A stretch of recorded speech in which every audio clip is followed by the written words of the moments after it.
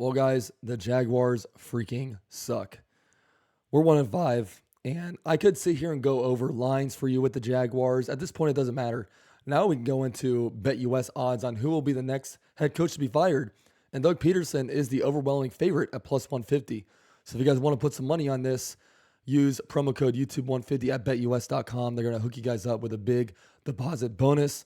They got quick 24-hour payouts and 24/7 customer support. So yeah, shout out to BetUS for sponsoring this video. And I did a video on Bleach Report earlier when my voice is a little bit better. I am definitely feeling very, very sick right now, but I do want to get this recap out for you guys. So I'm going to go ahead and replay my video on Bleach Report earlier. Go Jags. And what is going on, everybody? Welcome back into the Bleach Report app. And guys, as if it wasn't already official, the Jaguars gave us some hope last week that, hey, maybe after starting off 0-4, you had a really, really good performance against the Indianapolis Colts.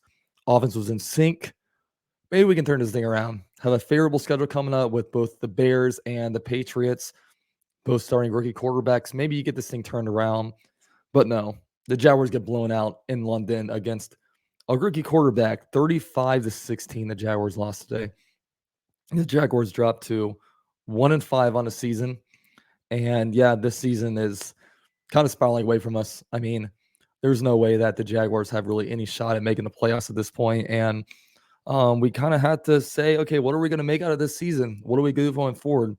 I know there's a lot of people that want change, but I don't think change is going to come this week. They're all the way in London. I don't think they're going to give Doug Peterson the pink slip and have him fly back to Jacksonville from London. So, and even so, like, what does it really do for you if you fire a guy right now? I mean, who on the staff? What do you want Mike McGoy to go out there and coach for you? If you're going to promote Press Taylor, it's almost like Press Taylor and Doug Peterson would be a package deal if that were to happen. But yeah, the Jaguars get completely blown out against the Chicago Bears in London, a place that the Jaguars are obviously very familiar with.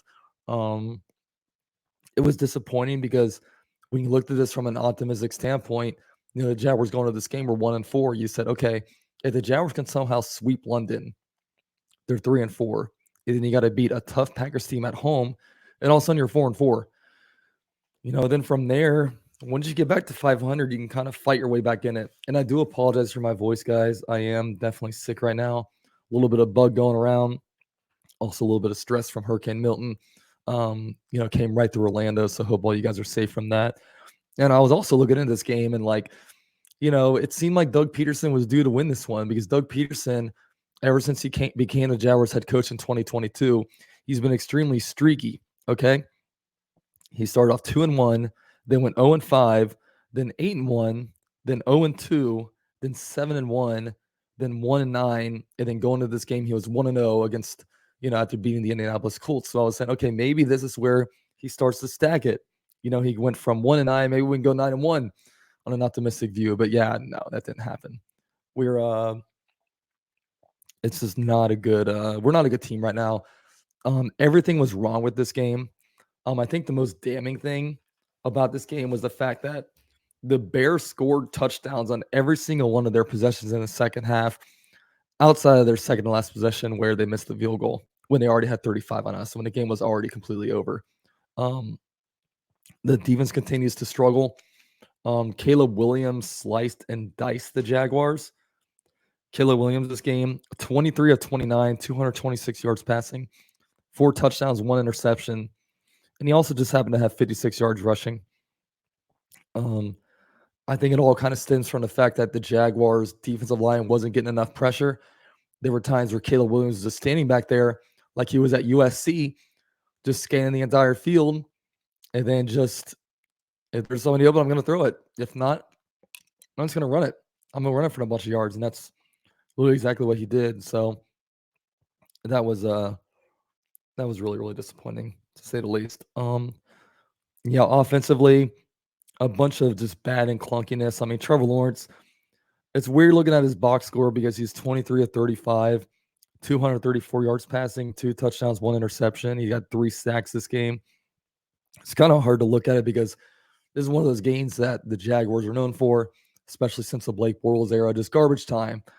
Jaguars were playing a lot of garbage time football, and Trevor Lawrence, while he wasn't on his best, I don't think he necessarily lost the game for us. I mean, there were definitely some missed throws, but I thought the offensive play calling in the first half was just terrible. Just no creativity. Just way too much like running and throwing behind the sticks. The Jaguars have success actually throwing downfield, but they didn't do it at all in the first half. And obviously, it didn't help us when the Jaguars opened up the half with the ball down 14-3 and immediately fumbled the ball. I mean, Evan Ingram had himself a pretty good game. Evan Ingram, his first game back from injury, 10 receptions, 102 yards. But yeah, the fumble definitely soured things because after that fumble, the Bears went down and drove and scored a touchdown. And then, like, you know, you're down 21-3. That's a really hard spot to come back from, especially if you don't fumble. Maybe you move the ball, maybe getting the ball in the end zone. Then it's 14-10. It's in a completely different game. But then once you're down 21-3, you have to play a completely different game plan. You have to, kind of play to the other team, and the other team can kind of play you like a fiddle. And exactly what happened. They were having some pretty long drives and stuff like that as well. So when you look at this game, the defense didn't start out that bad, man.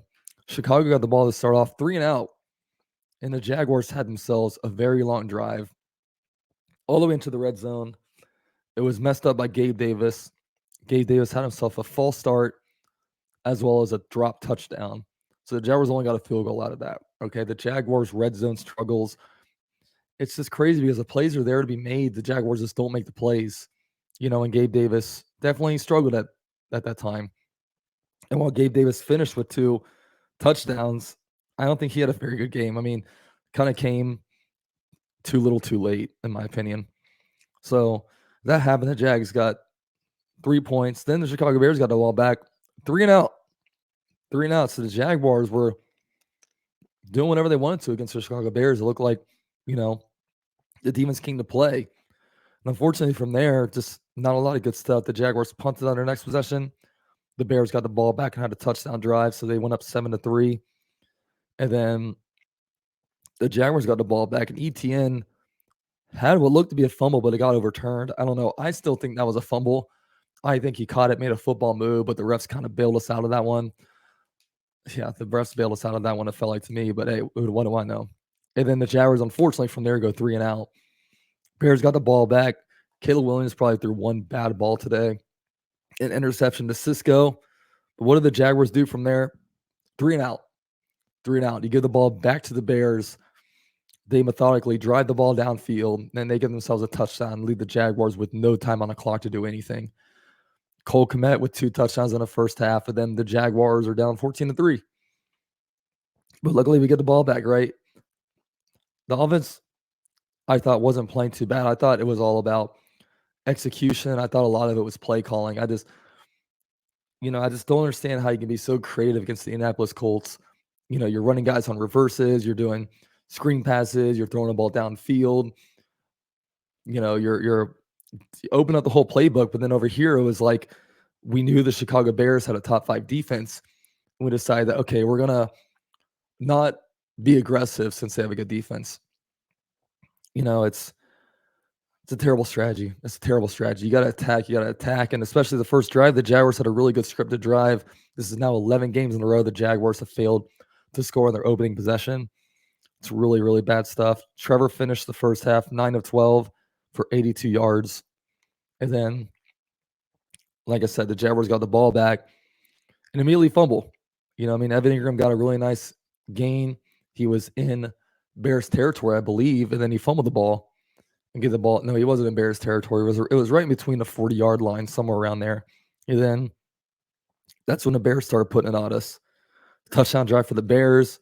The Jaguars did answer with a touchdown drive. And this next drive was the worst part about the game for me personally. Chicago had 2 third downs that the Jaguars actually stopped them on. And then on those 2 third downs, there were 3 penalties.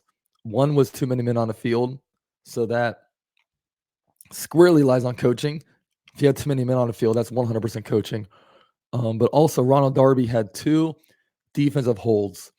And defensive holds, they're not that big of a penalty. Yardage-wise, I think it's only 5 yards, but it's an automatic first down when a Jaguars defense, was able to stop them had it not been for that. And then, of course, the Bears drive down for a touchdown. And then from there, the Jaguars, Trevor Lawrence throws his worst throw of the game, an interception. The Bears scored a touchdown. Then all of a sudden, it's kind of garbage time. You're down 28-10. The Jaguars got themselves a touchdown, missed a 2-point conversion. You're down 28-16. And then you're down 35-16. Tried a 2-point conversion, missed it. The Bears got the ball back next drive and missed the field goal. Then Mac Jones came and cleaned up duty, punted. And then the Bears just kneeled the game out. So, yeah, when you look at this one, man, like, we got cooked by a rookie. This defense has been going into the season. I actually felt really good about the defense. Josh Allen had a really good year last year. Trayvon Walker going into year 3. We were promised that was the reason why he was drafted over an Aiden Hutchinson. He's been okay, but, he really showed up against the Colts, but I would have expected a little bit more out of him this game. Eric Armstead continues to be invisible, and the secondary is just bad, really bad game for the secondary. I mean, I give credit to Monterey Brown. I mean, he was trying to cover Keenan Allen, but some of those throws of Keenan Allen, it was good coverage, just perfect throw, perfect catch. I mean, he had definitely a tough game. Devin Lloyd continues to struggle. Like, I've seen Ventrell Miller make so many more plays than Devin Lloyd, and Devin Lloyd he's not a good tackler. I don't think his football IQ is good. He's just disappointing. And yeah, I do like Ventrell Miller, but yeah, the Jaguars need Foye-Oluokun back so bad. The defense is so bad without Foye-Oluokun. And of course, we need Tyson Campbell back too, but I don't know, soft tissue injuries. If Tyson Campbell comes back anything like he came back last year, it's not a positive for us because he was not good when he came back. And I do trust Foye-Oluokun. Foye-Oluokun's a good player, but Tyson Campbell, I believe, is eligible to return next week. I would hope he doesn't go in next week. Shout out to Smitty G33 in the chat. At some point, we got to quit blaming coaching staff and owners and GM and start blaming these players. They have no discipline, no heart at all, and laughing and joking after the game after y'all get destroyed. Where's the motivation and dedication to get better? This is not on Trev. I think it's a whole organizational issue. And yeah, that's another thing. Like, there's so many things going wrong with this franchise. It's so hard to pinpoint one thing because as much as I didn't like maybe the play call in the first half, the execution was bad. I mean, Gabe Davis dropped a touchdown. You had also later on a fumble as well. Who fumbled it? No, it wasn't a fumble. It was Evan Ingram got the ball on like a screen. If he ran inside, he gets the first down, but he ran outside and doesn't get the first down. Like, I think it's a whole organizational issue. I think it starts at the very top. The Jaguars are just a bad organization, and it can be hard to overcome that stink. And to overcome that stink, you need someone who oversees things, not even an owner, but a guy that oversees the football operation of this team and sets things right and sets the culture right. And Trent Baalke, excuse me, Trent Baalke, we can analyze his draft picks all we want. Where Trent Baalke is the worst, he's worse at setting the organization and setting the culture to be in a good culture. He always has tension with himself and the head coaches, no matter where he's at. San Francisco, he's rubbed coaches in Jacksonville the wrong way. There's reports out there that him and Doug don't necessarily see eye to eye. And also, it just doesn't seem like Doug Peterson necessarily is getting the best out of these players. And you put stuff on players too. Players aren't necessarily executing. There's just so many things wrong where it's hard to say all we have to do is switch that and boom, we're good. That's why it starts from the top bottom. If you clean house after the season, we're 1-5. At this point, I would rather go 3-14 than 8-9. Because if you go 8-9, we don't know what Shad Khan's going to do. Shad Khan might look at this team and look at this operation and be like, you know what? They ended the season on a positive note. They had some things not go our way. There were some close games, one-score games. We're going to give them another year. That's worst case scenario. It's so much better to go 3-14 and just have Shad Khan absolutely embarrassed about this team to actually make some change happen. That's what needs to happen with this team. And I said many times on Bleach Report and on Twitter that I would love to go out there and see what the Lions are doing. The Lions, if you look at their drafts, they just seem like everybody's a hit. Find out what they got going on over there. Bring over Ben Johnson to be head coach. When Jared Goff went to the Lions, I mean, the Rams gave up 2 first-round picks and Jared Goff to be able to get Matthew Stafford. And everybody wrote Jared Goff off, including me. And now Jared Goff over there in a new atmosphere, a new offense, is all of a sudden looking like a number 1 overall pick. And keep in mind, this is a player that looks just like Trevor Lawrence. They're same body size, same, features on their body. The only thing different is that I think Trevor Lawrence can run a lot better. So it doesn't feel like this. They feel like this offense is clunky. We're never just in a rhythm. If we play the Colts at home, we're the greatest team in the NFL. If we don't, then we lose. I mean, we're 1-5. So it's just really unfortunate. So when you go through some other stats on this game, Caleb Williams, 23 of 29, 226 yards passing. We went through Trevor Lawrence's stats already. Not much on the ground. Dearness Johnson, 6 carries for 28 yards. Tank Bigsby, 7 carries for 24 yards. Travis Etienne, 3 carries for -1 yards. He had negative fantasy points today before getting hurt with the shoulder. Evan Ingram had himself a good game, of course, soured by the fumble, but 10 receptions, 102 yards. And he also kind of missed that first down. But yeah, Evan Ingram is definitely pivotal to this offense. Gabe Davis had the second most receiving yards, 5 catches for 45 yards, 2 touchdowns, but just inopportune mistakes for him. It kind of drives all Jaguar fans nuts. Kirk, 3 receptions, 39 yards. Brian Thomas Jr., 3 receptions, 27 yards. He missed a wide open touchdown pass. And that's another thing about this game is people like to sit here and blame Trevor. And Trevor Lawrence definitely could have played better, but you can add some highlight reels of this game on drop catches, man. It's like, man, sometimes he delivers really good balls and they go incomplete, but then people only want to look at the bad throws, It's just unfortunate. It's unfortunate. Yeah, there's something about this team, something about this formula that just isn't right. It just isn't right. And yeah, it's not Devendrell Miller. 8 tackles. He had himself a forced fumble, even though we didn't recover. It was still a big fumble. I definitely, when Oluwakin comes back, I definitely want to continue to see more from him and see him in a rotation more. Andre Zizko, another bad game, but he did have himself an interception, kind of a gimme interception, but give him credit for getting under it. Josh Hines Allen, pretty quiet. 1 assisted tackle and a half of a sack. Trayvon Walker, 1 assisted tackle, 0 sacks. I don't have the actual amount of pressures in front of me. But yeah, only kicked 1 field goal. Cam Little 1 for 1 from 30 on their opening drive. But yeah, just the formula is off with this team, and it's just really, really rough to see. Jaguars lose 35-16. We're going to go to Twitter and see what some people are saying. Just search Jaguars London. Get that thing off the road, bro. Jaguars showing up to London. Pretty much. People blame this on Trevor. Yeah, it's another one. I mean, that's what I'm saying. The Jaguars are a very unimpressive operation. The whole thing is just dead in the water. That's exactly, man. It's just, and that's why, I don't think we're at an all-time low, because I think you just need to refresh what's going on around this team. Jaguars are an excellent example of, quote, "You are what your record says you are." Sure, they have good players. They don't play well. This is a bad football team. Yeah, it's a bad football team. Right under this, the Jaguars have the 4th highest payroll in the NFL in 2024. Says it all, man. The payroll is too high to be this bad.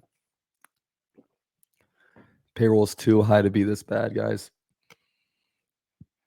The Bears are really going to be 4-2 after beating Titans, Rams, Panthers, Jaguars. Yeah. The Jaguars coaching staff never has this team ready. Same play designs every week. Not designed around this offense. Predictable and awful play calling. Consistently horrible line play and undisciplined play. Fire them. Yeah. That's the thing. It's just there's just no creativity, no imagination, no nothing, man. Since owner Shad Khan brought the Jaguars at the beginning of 2012, the Jaguars are about to fall to 61-140. That means the team has lost 69.6% of their games in that time frame. Yeah, it's been it definitely has not been a fun time being a Jaguars fan, that's for sure. I think a lot of you guys can concur to that. Even in the context of the Jaguars franchise, this is bad. This is real bad. Yeah, we're getting slammed. I mean,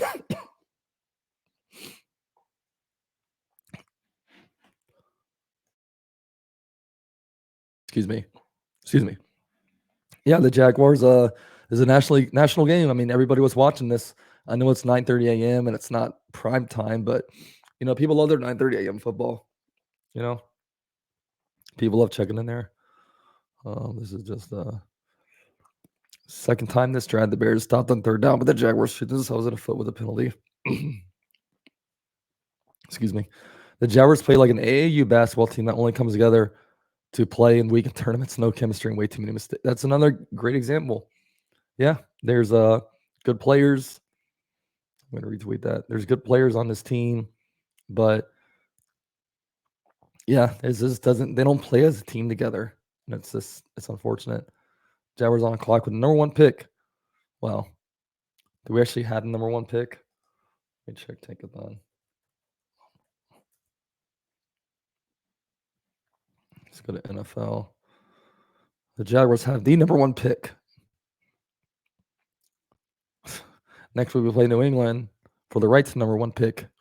Yeah, at this point, I don't know what to tell you guys. Like, I'd almost rather lose, and I know that makes me a bad fan, but 8-9 does nothing for me.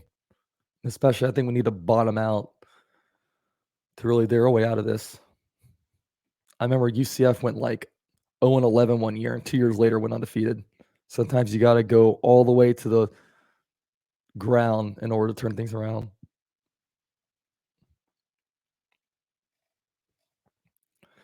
Jaguars dropped 3 touchdown passes today, 2 by Gabe Davis and 1 by Brian Thomas Jr. That's inexcusable. And I think 1 by Kirk, too. I think this one was aged. There were 4 dropped passes. I want to apologize to Trevor Lawrence. I'm sorry you got drafted by the Jaguars. Yeah, it definitely feels to me like we're failing Trevor Lawrence and not the other way around. What does this say? Yeah, we'll see. Like I said, I don't think anything happens to Doug this week. I think if anything, maybe next week. But man, I just hope that there's wholesale stuff. Like, it'll be such a failure if we get rid of Doug but keep Trent Baalke around. Like, how often does a GM get 3 head coaches? And yet, it sounds implausible, but anything is possible with Shad Khan and the way he's running this team. Smitty G says, I also think we need to focus on beefing up the O-line and getting some real pass rushers because it's hard for QB like T-Law to win when you're coming from behind every game. Our D-line barely does anything. And I agree with you, man. Invest in the trenches. If we get the number 1 overall pick, try to find a way to move back a little bit and try to find big guys, man, especially the left tackle. The answer to the team's left tackle situation is not on the roster. Cam Robinson and Walker Little are both going into contract. These are both contract years. None of them are under contract next year. So, yeah, and your right guard, Brandon Sheriff's only getting older. Mitch Morris is just a Band-Aid. The only real foundation player you have on the offensive line is right tackle Anton Harrison. Jaguars defense on third down this drive. 12 men on the field penalty, holding penalty. Can't blame Mike Caldwell anymore. Yeah, and that's been really disappointing. I think we all really felt that. I think we all really felt like Ryan Nielsen was going to be great for us, but he hasn't been at all, man. He's been so disappointing. I simply do not enjoy football games involving the Jaguars. Facts. The Jaguars are the most undisciplined, worst team I think I've ever seen. Yeah. Post-game analysis. This is going back to last week. The most casual people on earth will tell you that Trevor Lawrence played terrible and lost his game for the Jaguars. I hate football discourse. Yeah, I mean, like I said, a lot of times when teams are doing bad, look, there's a tweet right there talking about it. A lot of times when things go bad, people like to immediately look at the quarterback, but man, there's so many levels to this. And unfortunately, people like us can't go in and solve it. I mean, honestly, you need a complete restart. You need to pretty much fire everybody, gut the front office, gut the coaching staff, have somebody help with the hiring. I don't know if you want to have any of these like experts out. I mean, there's so many people that are qualified to do this type of thing. That Shad Khan cannot lead this hiring. He gets sold very easily. I mean, Urban Meyer sold him a bill of goods. Trent Baalke obviously cons him, no pun intended. It's real bad. It's real bad. And yeah, the Jaguars need help when it comes to hiring. And then you just figure out a way. What do we have to do to make sure Trevor Lawrence plays to his highest potential? That's what you have to look for, and that's what you have to hire. And Jaguars have a long way to go, and we're only 6 games into the season. We have 11 games left on the year, so it is what it is. My recommendation for you is don't get too stressed out about this team.